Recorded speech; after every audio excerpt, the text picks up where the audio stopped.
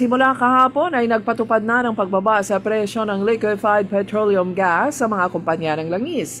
Nagkakaroon ng tapyas na 1 peso and 64 kada kilo sa Solane at 1 peso and 75 kada kilo naman sa Petron. Ayon sa Petron, ang rollback ay dahil naman sa pagbabago sa international contract price ng LPG para sa Hunyo. Nagpatupad din ng rollback ang dalawang mga kumpanya noong Mayo. Magkakaroon naman ng dagdag bawas sa presyo ng produktong petrolyo simula bukas, araw ng Martes, June 3, ayon sa Department of Energy. Sa pagdaya ni Assistant Director 3 Rodela Romero ng Oil Industry Management Bureau, posibleng magkaroon ng 40 centavos na dagdag sa presyo ng gasolina habang inaasahan din ang 20 hanggang 40 centavos na bawas sa presyo ng diesel. Mananatili naman ang presyo ng gas. Inihayag ng Department of Health na walang ipinatutupad na lockdown sa Pilipinas kaugnay sa mga kaso ng monkeypox o mpox sa bansa. Nilinaw ng ahensya na fake news ang mga kumakalat na social media tungkol sa naturang sakit na nagbabala sa publiko na maging maingat sa pagtanggap ng maling impormasyon. Bagamat tumataas ang kaso ng mpox ngayong taon, mas mababa pa rin anya ito kumpara noong 2024 ayon sa DOH.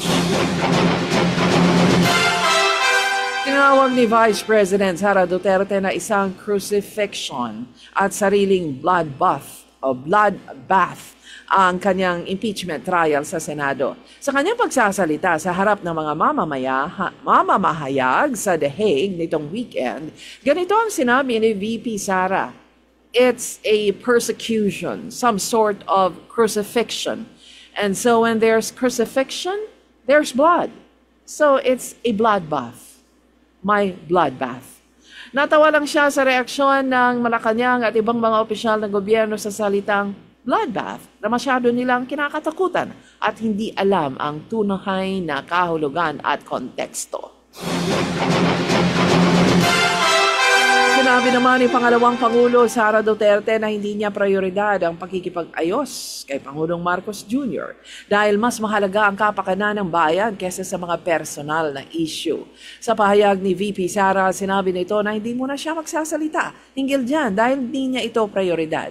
Mas mahalaga daw ang problema ng bayan kaysa personal niyang problema sa Pangulo. Tama ang desisyon ni Pangulong Marcos na itaraga si Major General Nicolas Torre III bilang bagong hepe ng PNP.